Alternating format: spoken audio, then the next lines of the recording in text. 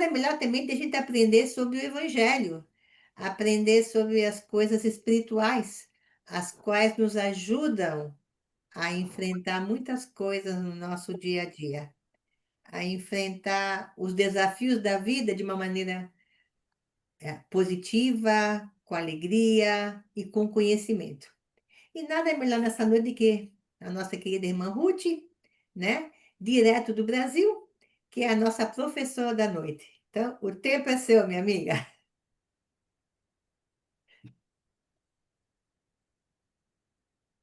Obrigada, Lígia. Boa noite a todas. Obrigada pelo carinho, obrigada pelo convite novamente.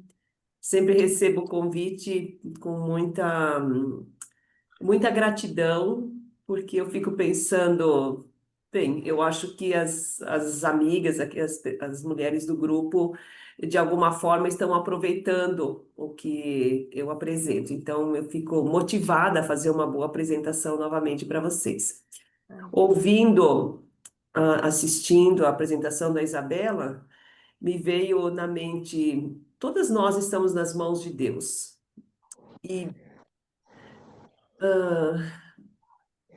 ele coloca em nossas vidas diferentes tipos de desafios. Eu entendo que essas duas mulheres, elas têm desafios grandes, porque o nosso corpo, que eu diria é o meio de transporte, a forma como nós transitamos na vida, ele permite ou limita que nós aproveitemos ou não consigamos desfrutar das muitas experiências que, a princípio, foram planejadas que nós conseguíssemos vivenciar. Mas por que que algumas pessoas precisam passar por esse tipo de limitação, de diferença, nós não temos a resposta, só sabemos que isso não está fora do controle de Deus, e se isso acontece conosco, o ideal é que nós tenhamos uma postura de aceitação e tentemos fazer o melhor com o que tivermos em nossas mãos, né?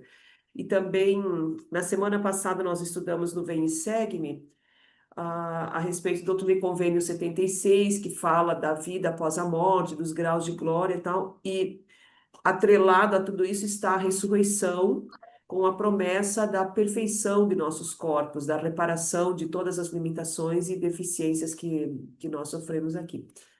E pensando não, assistindo o que a Isabela pôs, a primeira coisa que eu fiquei disse, nossa, eu sou muito grata a Deus pela minha saúde, pelo meu corpo, sou grata a Deus, por todos os recursos que nós temos, pela irmandade que nós temos, e às vezes pessoas que enfrentam limitações físicas ou diferenças físicas, transtornos, elas não podem desfrutar muitas, inúmeras oportunidades que nós, assim, se eu puder usar a palavra normal, nem sei se seria adequado, mas nós podemos participar, né? Então, gratidão por nós termos saúde. A Lígia, me passou um tema, que é um discurso muito, muito bom do Elder Oaks, o desafio de tornar-se. Ele proferiu esse discurso há 24 anos atrás, né? Mas muito, muito profundo, me foi até difícil eu separar os pontos principais, que parecia que tudo era principal. E eu vou então apresentar o que eu pensei que poderia ser útil para vocês. Então, Lígia, Me passa, posso... quer que eu te passe? Eu te passo já. Sim, porque eu preciso compartilhar aqui. Uhum. Ok.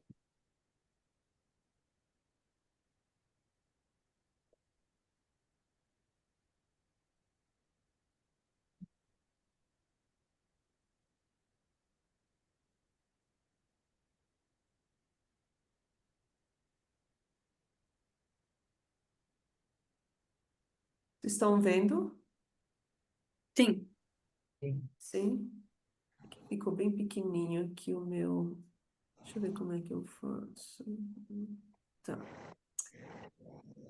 Ok. Hum, eu extraí algumas ideias e começo assim. Não, essa não é a ordem que ele falou no discurso, mas são as ideias que eu pensei em fazer uma costura, uma interligação com os tópicos que eu quero explorar.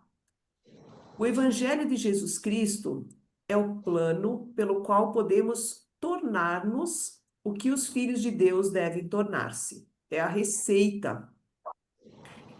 Esse estado imaculado, imaculado é sem defeito, e perfeito virá como consequência de uma sucessão constante de convênios, ordenanças e obras, um acúmulo de escolhas corretas e arrependimento contínuo. Em Alma 34, 32, esta vida é o tempo para os homens prepararem-se para encontrar Deus. Então, eu gosto de estudar analisando as palavras, né? Então, quando eu nem sempre tenho tempo para fazer tudo isso, mas aqui eu destacaria imaculado, perfeito, consequência, uma sucessão constante, convênios, ordenanças e obras, acúmulo, escolhas, arrependimento. Então, quando nós conseguimos captar a essência das palavras, a frase toda ela fica muito mais profunda. Depois, Lígia, tu costuma passar para as meninas também a referência do estudo, o link? Como... Sim, a Ana Cristina, ela passa no YouTube, né? Então, Ah, tá. você já pode passar para todas as suas pessoas, as amizades, seus círculo Sim, de... eu digo o link desse discurso. Ah, você quer que eu passe o link? Ah, sim, sim, podemos passar o link. Porque eu não vou Ok. ler todo o discurso, Não, então não, se, tudo se bem. as. Ah, sim, eu É, posso passar, claro, desculpa, pensei em outra coisa, estava ah, na cabeça. Aham, ok. para assim, quem tiver o interesse, então, de estudar por completo as palavras do Eder Oaks, vai conseguir através do link que tem que a Lígia então vai passar, porque aqui eu vou tirar só algumas partes, né?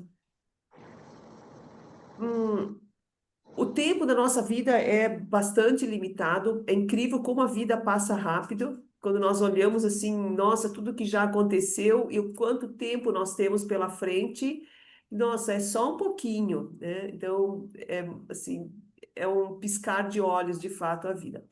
E nesse piscar de olhos, então, é o momento que nós temos para nos empenharmos para alcançar a conversão pessoal. De novo, essas palavras conversão pessoal estão está absolutamente atrelada a nos tornarmos aquilo que o Pai Celestial quer que nós nos tornemos. Nós não conseguimos nos tornar o que Ele tem planejado para nós se nós não alcançarmos, não entrarmos no processo de conversão a Jesus Cristo, um processo de conversão a Deus. E quando procedemos assim, isso é, quando nós nos convertemos, nós devemos recordar um aspecto bem importante, que é em nossos relacionamentos familiares, a prioridade são os nossos relacionamentos familiares, ainda mais que em nossos chamados da igreja, que ocorrerá a parte mais importante desse desenvolvimento. Qual que é esse desenvolvimento? Essa conversão pessoal que vai nos tornar aquilo que Deus deseja que nós nos tornemos. Então, é dentro da família. Então, claro que os chamados na igreja são importantes, claro que as nossas tarefas, as responsabilidades sociais, comunitárias que nós temos são muito importantes, mas o determinante mesmo é dentro dos laços familiares, tá? Então, a conversão que precisamos alcançar hoje exige que sejamos um bom marido, pai, uma boa esposa e mãe. Então, isso eu vejo assim que é muito importante, mas também é muito mais difícil, porque com a convivência, muitas vezes nós tomamos a liberdade de nos tornarmos descuidados e não prestarmos atenção em todos os detalhes. E eu mesmo, muitas vezes, Os meus filhos já saíram de casa, já casaram, tenho 2 filhos e vivemos eu e meu marido aqui. Mas eu diria assim, embora nós tenhamos uma vida bastante boa, harmoniosa, eu, principalmente, em alguns momentos, eu acabo tendo comportamentos ignorantes no relacionamento. E daí eu fico pensando, nossa, isso não está compatível com os convênios que eu fiz, não está compatível com aquilo que eu profiro como a minha crença, não está compatível com o que eu sei de conhecimento. E essas liberdades de ignorância, eu raramente iria fazer na rua ou num outro ambiente, porque a gente acaba se permitindo exteriorizar os comportamentos mais carnais, mais baixos dentro da nossa própria família. Então, esse é o grande laboratório para a nossa conversão. Então, eu sempre fico bastante preocupada comigo mesmo, quanto que eu tenho que melhorar nesse sentido. Não basta ser um líder bem-sucedido na igreja. A exaltação é uma experiência familiar eterna, e são nossas experiências mortais que melhor nos prepararão para isso. Tornamo-nos dignos da vida eterna por meio do processo da conversão. Conforme utilizada aqui, essa palavra vem de essa palavra de muitos sentidos significa não só um convencimento, mas uma profunda mudança de natureza. Então, aqui de novo eu chamo a atenção para a profundidade das palavras. Uma profunda mudança de natureza. Eu acho que as outras vezes que vocês assistiram as aulas que eu apresentei, eu acabo trazendo algumas coisas da filosofia clássica, algumas coisas de história, algumas coisas de outras culturas, para reforçar aquilo que nós estamos aprendendo. E hoje, para a aula de hoje, eu também trouxe uma outra forma de transmitir essa mensagem que eu acho que que eu penso que vai ser útil para vocês. Então, primeiro, eu vou contar uma historinha. Aliás, eu vou apresentar o vídeo. Eu gravei essa historinha já faz, acho que uns 2 anos, para o canal Central das Escrituras aqui no Brasil, que fala sobre o guardião da porta. Dura 3 minutinhos, eu acho. Então, eu vou passar aqui para vocês. Bem-vindos ao canal Central das Escrituras. Meu nome é Ruth Junginde de Andrade. Fica comigo para ouvir essa historinha que explica o que significa conhecer a Jesus Cristo, o guardião da porta. Cada pessoa, depois de terminar sua jornada na Terra, segue o caminho da luz em direção aos céus. Na porta de entrada está o guardião que recepciona e pergunta a cada um dos viajantes: bem-vindo aos céus. Por favor, fale-me sobre Jesus Cristo. Quase todos respondem com informações sobre Salvador. Jesus nasceu em Belém, filho de Maria. Jesus jejuou por 40 dias. Jesus curou muitos doentes. Jesus fez muitos milagres. Jesus foi escolhido para ser crucificado no lugar de Barrabás. Jesus morreu e ressuscitou. Mas alguns poucos, quando ouvem a pergunta do guardião, ajoelham-se aos seus pés e, reconhecendo como o próprio Jesus Cristo, falam: mestre, o que devo dizer sobre ti? Todos nós um dia ficaremos diante do Salvador. Conhecer a Jesus Cristo envolve estudar os ensinamentos que ele deixou e estudar sobre ele. Em João 5,39. Examinai as Escrituras, porque vós cuidais ter nelas a vida eterna, e são elas que me testificam. 2. Aplicar em nossas vidas o que Jesus ensinou. João 14:21. Aquele que tem os meus mandamentos e os guarda, esse é o que me ama. E aquele que me ama será amado de meu Pai, e eu o amarei e me manifestarei a ele. 3. Exercer o livre-arbítrio, fazendo escolhas certas através do uso do Espírito de Cristo, que indicará o que é certo e advertirá sobre o errado. Romanos 7,16. Pois eis que o Espírito de Cristo é concedido a todos os homens para que eles possam distinguir o bem do mal. Pois tudo que impele a prática do bem e persuade a crer em Cristo é enviado pelo poder e dom de Cristo. Por conseguinte, podeis saber com conhecimento perfeito que é de Deus. Mas tudo que persuade o homem a praticar o mal e a não crer em Cristo, e a negá-lo e a não servir a Deus, podeis saber com conhecimento perfeito que é do diabo.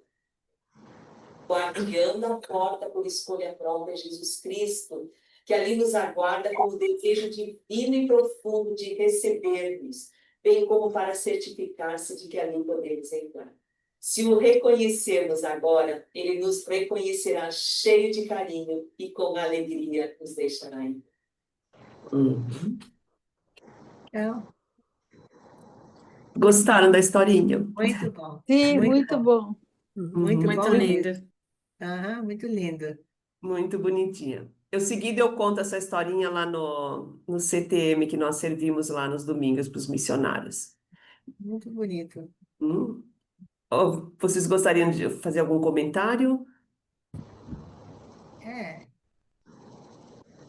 o que eu entendi dessa historinha é que se nós conhecemos a Jesus Cristo, nós o recebemos em nossa vida e nós nos Uhum. prostramos perante Ele. É só isso que Ele quer, realmente, que o sirvamos e o prostramos para podermos entrar no seu reino, não é isso? Uhum. É. E E não, algo. Oh, desculpa. não pode falar, Legia, pode falar. É algo que eu achei muito interessante também, né? Que você está falando sobre a palavra também, que tem um grande efeito sobre nós.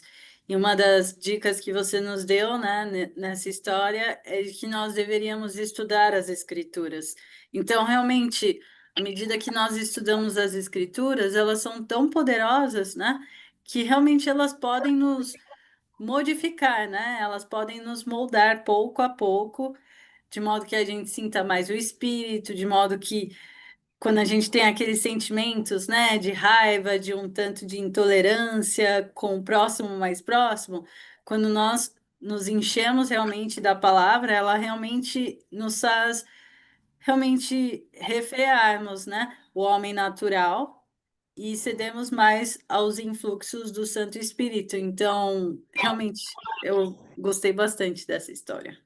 Uhum. E a gente tem a, a vida semelhante também, que é difícil a gente amar um estranho, uma pessoa que a gente nunca viu, uma pessoa que mora do outro lado da rua.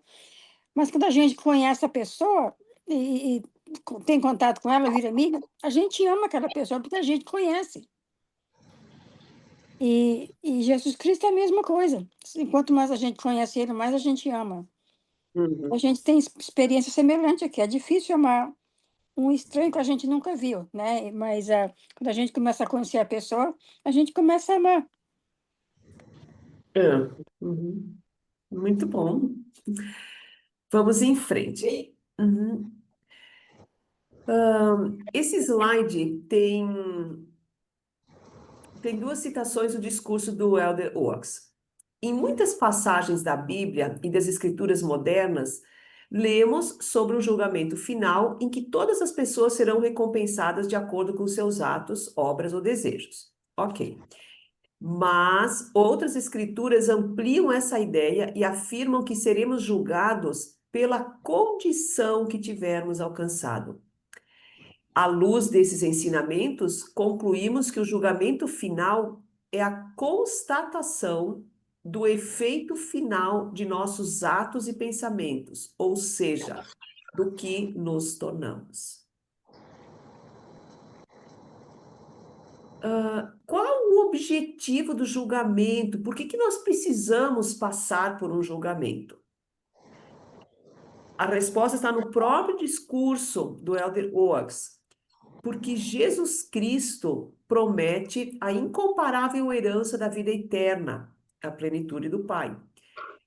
Tudo que eu possuo, eu desejo dar-lhe, e não só minha riqueza, mas também minha posição e reputação. Isso seria um Deus justificando por que nós precisamos passar por julgamento. O que tenho, posso facilmente conceder-lhe, mas o que sou, você precisará adquirir por si mesmo. Então, nesse julgamento, ele vai verificar, ele vai aferir o quanto que nós nos tornamos como ele.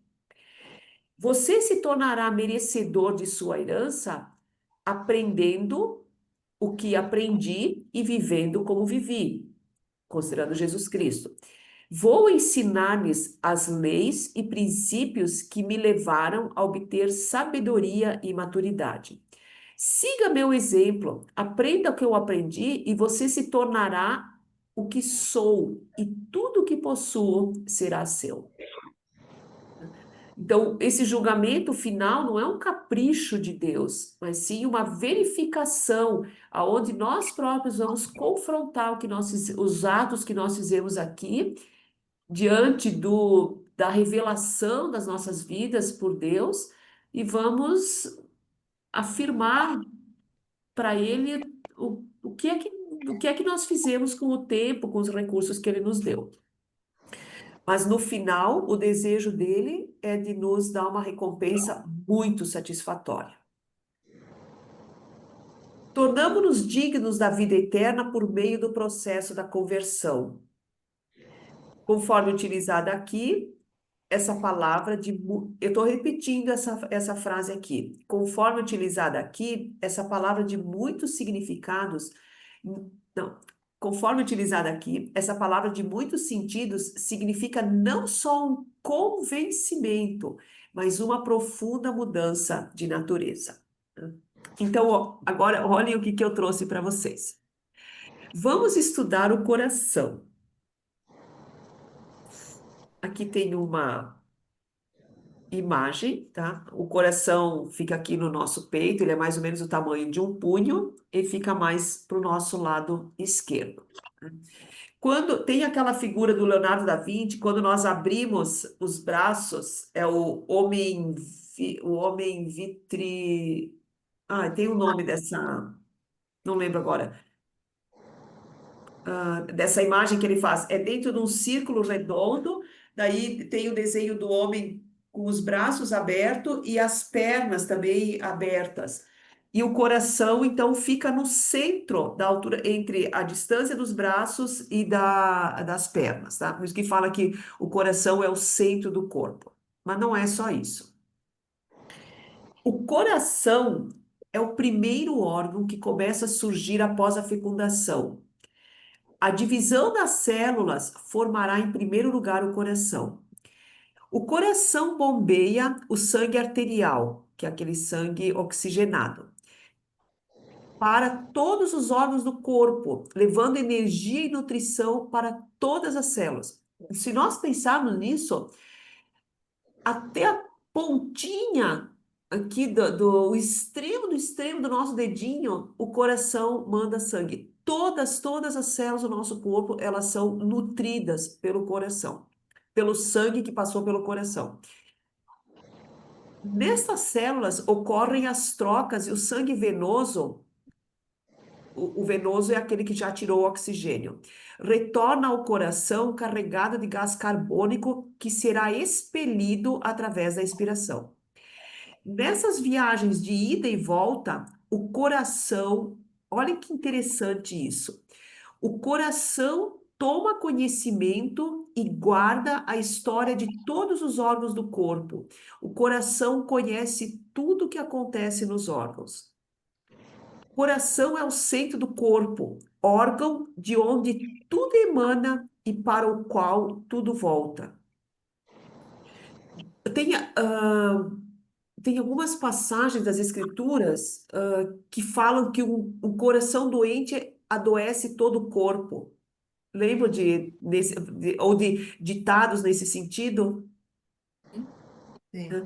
E o coração doente que nós estamos falando não é exatamente o coração físico doente, mas aquele conjunto de emoções, que eu vou falar um pouquinho daqui, que quando elas estão desvirtuadas da nossa natureza, da nossa essência, da nossa identidade divina, ou seja, quando nós estamos afastados do bem, que nós ficamos com o coração ruim, nós damos espaço para a maldade, nós acabamos adoecendo todo o nosso corpo, porque o oxigênio que vai passar fisicamente por esse coração, de alguma forma, ele vai levar esse conteúdo negativo para todas as células que nós temos, né?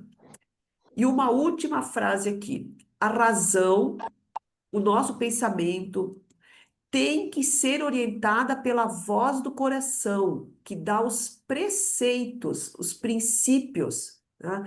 O direcionamento, tá? Vamos mais um pouquinho. No guia de estudo das Escrituras, temos coração é o símbolo da disposição e vontade do homem, e figurativamente a fonte de todas as emoções e sentimentos. Então, é nesse sentido que as Escrituras também dizem que quando o nosso coração adoece, nós estamos contaminando todo o nosso corpo com esse mesmo conteúdo do mal ou inapropriado que existe no nosso coração, considerando que o coração, então, é esse receptáculo, esse vaso aonde estão as emoções e sentimentos. Também o coração é considerado a presença de Deus em cada ser. O coração é responsável pelos atos, é a sede do pensamento, a memória, a inteligência, o valor e a força da vida. É no coração que carregamos o propósito da existência. Isso é um simbolismo, né? Porque de fato, não é no coração que ocorre a racionalidade. De fato, não é, é na mente. Mas o simbolismo dele é que dentro do coração está a disposição, a vontade, os interesses, as intenções do homem. E aí é disso que Deus tirará o que ele usará para nos julgarmos, né? O caminho do coração deve ser fazer o bem, ajudar, ser fraterno, trabalhar para o bem do todo. O coração é que sente as necessidades de todos. O coração é que guarda a sabedoria. O coração é que guarda a memória do bem. Um pouquinho acima eu falei que a conversão é uma mudança da nossa natureza. Então, quando nós atrelarmos isso ao nosso coração, essa mudança de natureza precisa primeiro acontecer no nosso coração. Depois eu vou citar algumas escrituras que complementam esse conceito assim do coração como o lugar, a referência do nosso corpo que recebemos ou rejeitamos a Deus.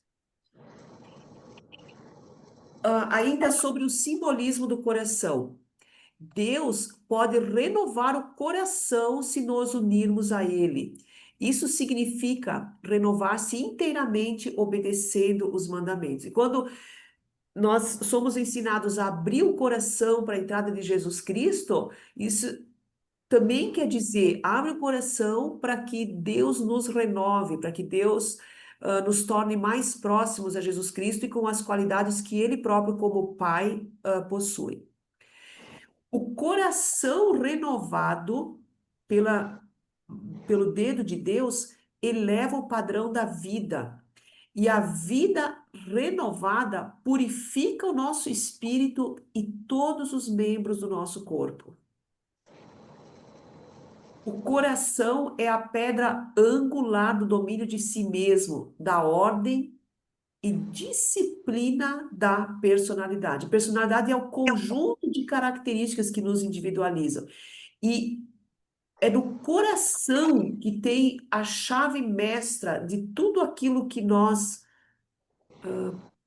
exteriorizamos, sentimos, pensamos e agimos. Vou repetir de novo essa frase. A razão, que é o que vai na nossa cabeça, tem que ser orientada pela voz do coração que dá os preceitos e a direção. Eu vou contar um pouquinho, bem interessante, como a cultura e a religião egípcia entendiam o coração, né? Então, olhem que bacana isso. Existe um papiro de Ani, vocês já ouviram falar disso? É um papiro impressionantemente grande, ele tem 24 metros, é um papiro enrolado, tá? E ele se encontra lá no Museu Britânico.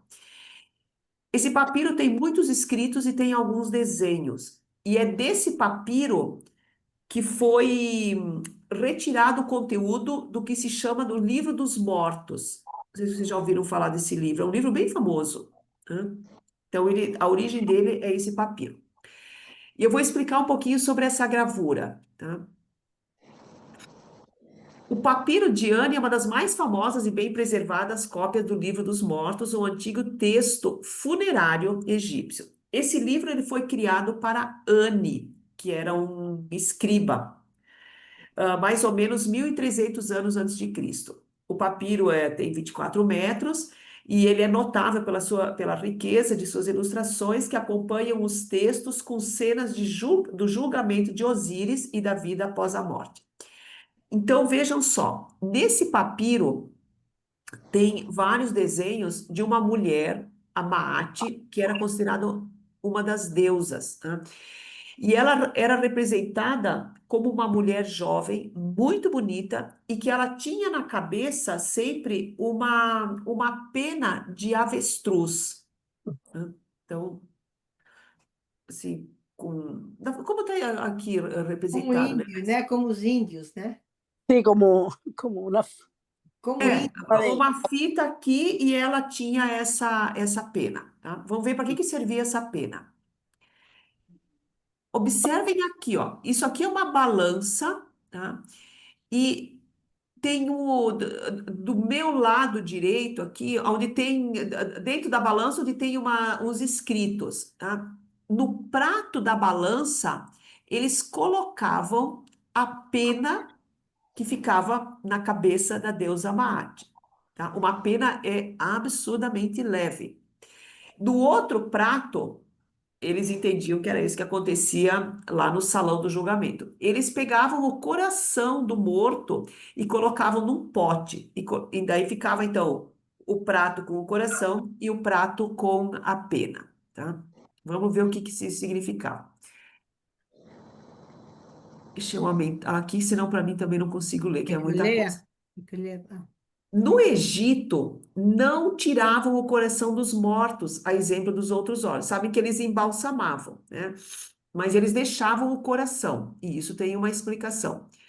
De acordo com a religião egípcia, no julgamento dos mortos, a deusa Maat, que é aquela mulher, pesava as almas de todos que chegassem ao salão de julgamento, um salão subterrâneo, com a pena da verdade. Então, a pena que ela colocava na cabeça era considerada a pena da verdade.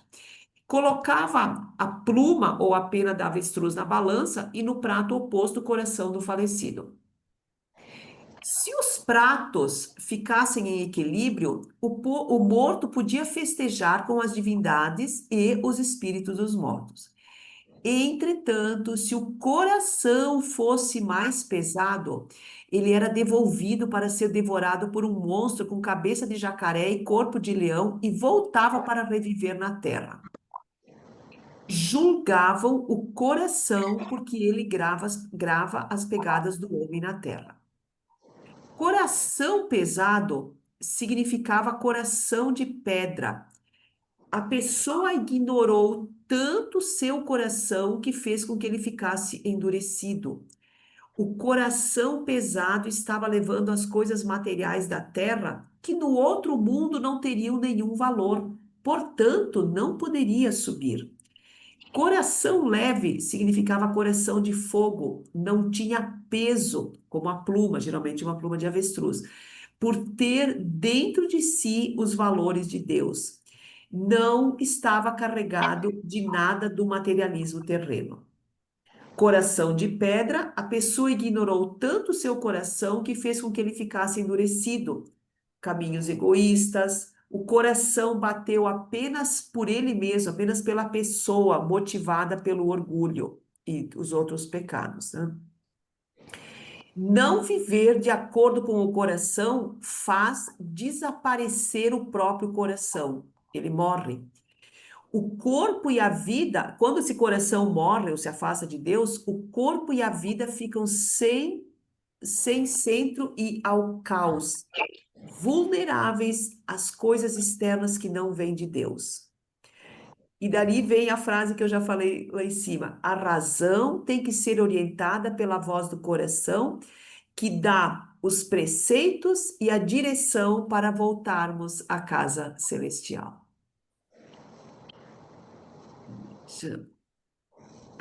Então, essa mitologia, essa explicação religiosa é o que traduz essa imagem gráfica aqui, ó. Então, voltando, vocês enxergam onde eu passo o mouse ou não? Uhum. Então, aqui, ó, é o pote com o coração, e aqui é o pote com a pluma. Né? Se o coração, se o prato com a balança descesse, que era mais pesado, então eles diziam: não, não pode ficar aqui, dá pro animal com corpo de leão e cabeça de jacaré para comer, e a pessoa teria que vir de novo para a Terra para passar por uma nova experiência, para ver se ela conseguia colocar dentro do coração dela somente os valores divinos. Então, esse era um sentido do coração. Agora, eu queria que vocês comentassem um pouquinho o que tem a ver isso com o simbolismo do coração, com a mensagem do Elder Oaks, de conversão, de mudança da natureza, do nosso julgamento. O que vocês entenderam? Pelo que eu entendi, é que muitas vezes nós carregamos no nosso coração as coisas do mundo, as coisas materiais, as quais, quando deixamos esta terra, ficam por aqui. Uhum, Mas o que nós podemos levar conosco é aquilo que você falou, que nós estamos vendo aí, né? É o conhecimento do Evangelho, a sabedoria, as boas obras, o coração servicial, é isso que a gente leva para o outro lado. Enquanto uhum. tem pessoas que se apegam ao material, É, então o coração deles endurece, porque se ficam pessoas muito apegadas às coisas da terra. Mas um dia nós vamos embora e vamos deixar tudo aí. exatamente, é. E o que a gente vai levar é um coração de fogo, deveríamos levar é um coração de fogo, um coração leve, aonde só os princípios de Deus, a doutrina de Deus, os valores de Deus deveriam subir. As boas obras, né? As boas As obras, é. obras, mesmo com nossas imperfeições, as É. boas obras que podemos alcançar aqui nesta terra, né? Uhum. Isso Mas aí. e é tudo que Deus quer, e é tudo que Deus quer da gente, é o willing heart. Né? Porque tudo que a gente tem foi Ele que deu. Então, uma coisa que Ele não pode ter é a nossa will, né? A nossa vontade de servi-lo. Uhum. Então, a É. única coisa que Ele quer da gente mesmo é a willing heart. O resto não interessa. A entrega da nossa disposição, da nossa vontade de se É, alinhar com os desígnios dele. isso. Mas, Sim. infelizmente, o mal trabalha, né? E ele engana. Sempre pronto para fazer com que o nosso coração fique cada vez mais duro.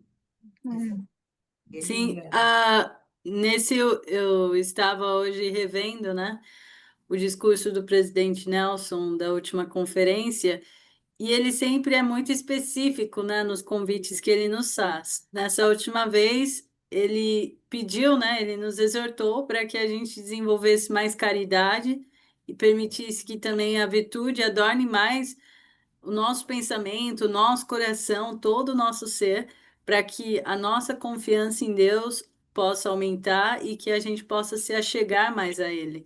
Uhum, Então, realmente, a gente não pode permitir que determinadas situações da nossa vida, né? Ou determinados relacionamentos que nós temos, sejam com familiares, amigos, membros da igreja, em todos os nossos ciclos sociais, a gente não pode permitir que nenhuma questão negativa possa nos deixar amargos, né? Possa nos permitir nos irritar facilmente, né? E agir de uma maneira contrária, né? Que vai contra os nossos reais princípios e o que o Senhor espera de nós. Então, às vezes, a gente acaba levando muito ao pé da letra algumas pessoas e acaba fazendo olho por olho, dente por dente, mas o Senhor não quer isso. Ele quer que a gente rogue cada vez mais, né, pelo puro amor de Cristo e permita que esse amor realmente faça parte de quem nós Uhum. somos e do nosso dia a dia. Eu vou compartilhar com vocês uma coisa que aconteceu comigo em relação a esse discurso do presidente Nelson. Eu atendo muitos jovens fazendo mentoria, atendo mulheres, também como mentora e como terapeuta em saúde mental. E quase todos os meus atendimentos eu utilizo recursos visuais, eu utilizo filminhos, utilizo slides, que nem esse. Eu sempre tenho um monte de, assim, muitos materiais preparados. E eu tenho um que se chama Vícios e Virtudes, porque muitos jovens estão envolvidos nessa condição de vícios e o oposto do vício é a virtude. Pois bem, eu não lembro quando começou, mas eu acho que foi janeiro ou fevereiro, eu comecei a ficar com um incômodo em relação ao material que eu tinha criado, desenvolvido, que falava sobre vícios e virtudes. E aquilo ficava na minha cabeça, esse material não tá bom, esse material não tá bom, mas é um material bom, porque eu estudo muito, assim, bem feito e tal. Eu sei que aquilo, eu não consigo, às vezes eu acordava de noite dizendo, não, isso aí não tá bom, preciso melhorar. Eu comecei a estudar de novo, e bastante estudo, muitas horas estudando essas coisas, e daí eu consegui, então, reestruturar totalmente o meu conteúdo de apresentação, meu roteiro sobre vícios e virtudes. Eu terminei na última semana de março. Aí ficou pronto, gostei, tá, legal. Tá bom, fiquei tranquila, em paz. No domingo de tarde, na última sessão, quando o profeta começou a falar sobre virtude, mas me deu um arrepio no corpo e eu entendi por que que eu estava tão incomodada com o meu material anterior, que eu estava utilizando como uma forma de orientação para jovens, principalmente para jovens e, em alguns casos, para mulheres.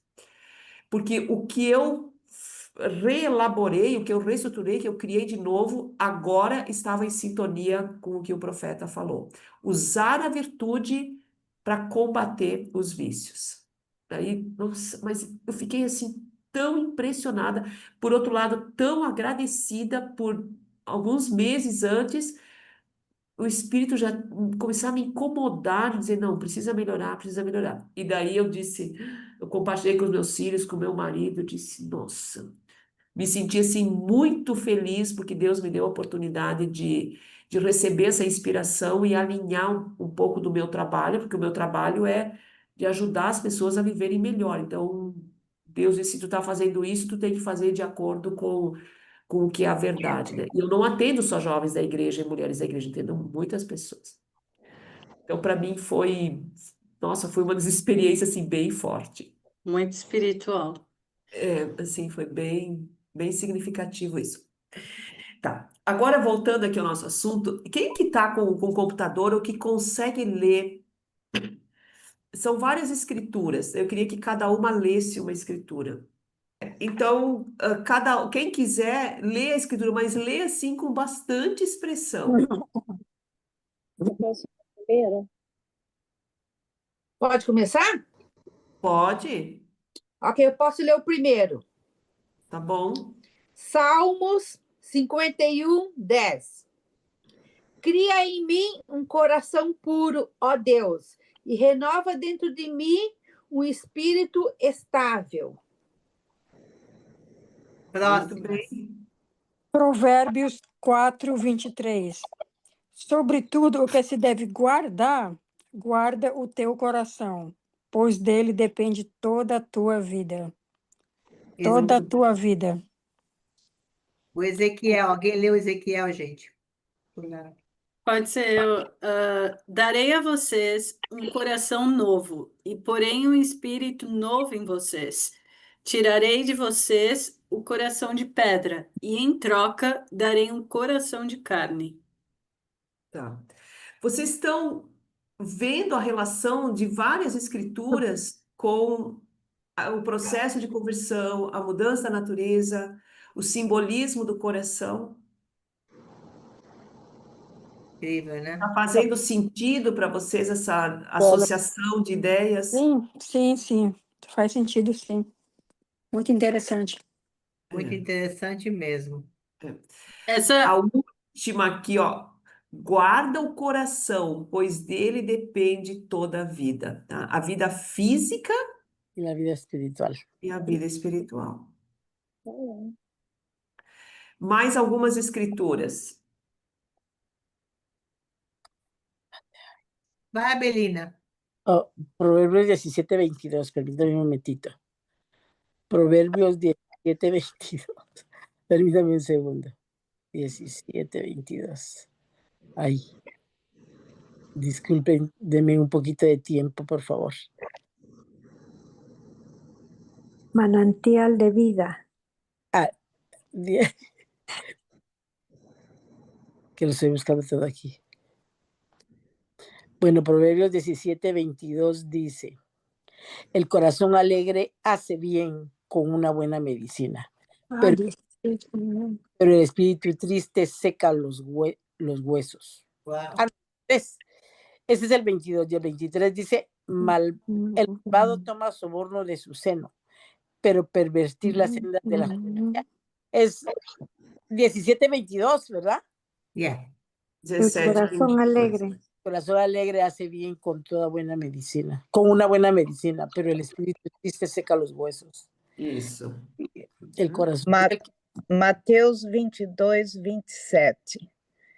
Respondeu Jesus: ame o Senhor, o seu Deus, de todo o seu coração, de toda a sua alma e de todo o seu entendimento.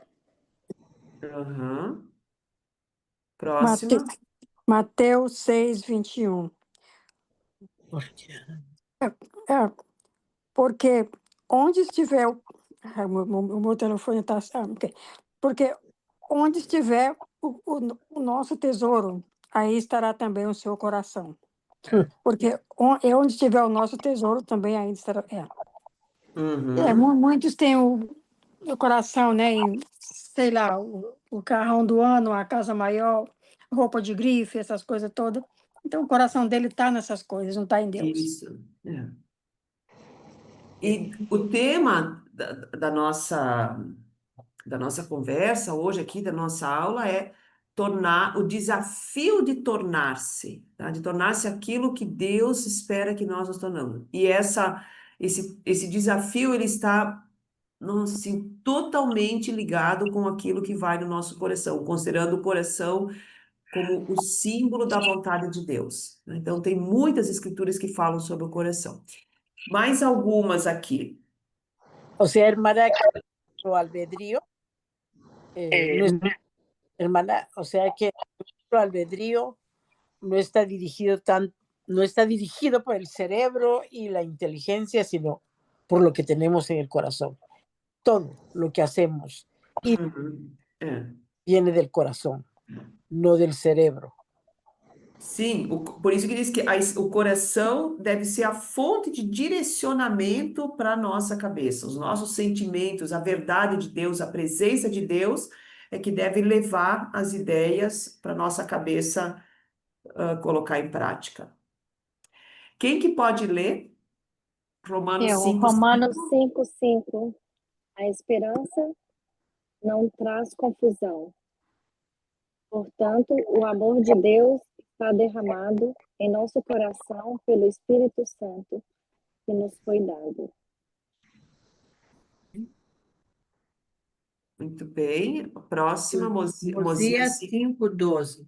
Digo-vos, quiser que vos lembrasseis de conservar sempre o nome escrito em vosso coração, para que não vos encontreis a mão esquerda de Deus, mas para que ouçais e conheçais a voz pela qual sereis chamados, e também o nome pelo qual ele vos chamará.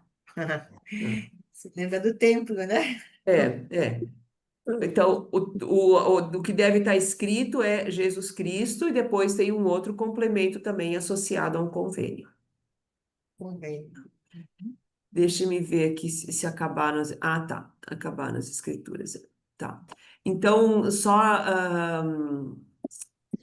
falando novamente, aqui ó, nessa imagem, então tem o coração aqui como centro do nosso corpo, considerando a distância de um braço a outro, assim, quando a gente fica aberto, e até as pernas. E o coração, ele dá conta de irrigar, de nutrir toda a imensidão de células que precisam de um alimento, né, que é um sangue oxigenado. Então, se o nosso coração estiver com todas essas características dessas escrituras, nós nutriremos melhor o nosso corpo, nós estaremos aperfeiçoando também o nosso corpo aqui na Terra, conservando bem o templo divino. Sim. E agora, para terminar, temos o desafio de passar por um processo de conversão. Basicamente, é uma mudança de coração, até chegarmos à situação e condição chamada de vida eterna. Consegue-se isso não só fazendo o que é certo, mas fazendo-o pelo motivo correto, que é Jesus Cristo, puro amor de Jesus El Cristo. amor puro de Cristo. Ese es el Então, objetivo correcto del cambio, ¿verdad, hermana? desculpa, não entendi. O sea, cuando hacemos un cambio correcto en nuestro corazón, es el amor puro de Cristo. Isso. Tá.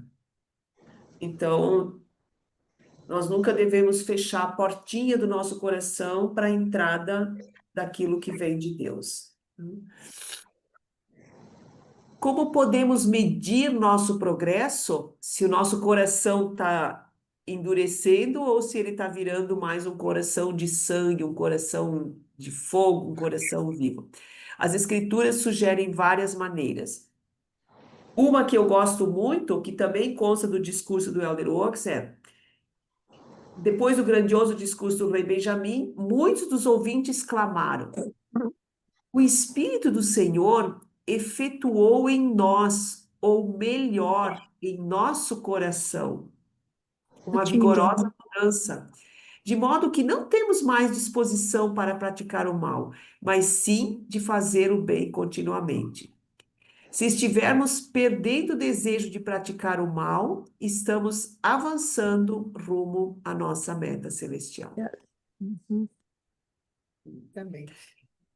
E acho que é o último, deixa eu ver. Isso, foi o último slide.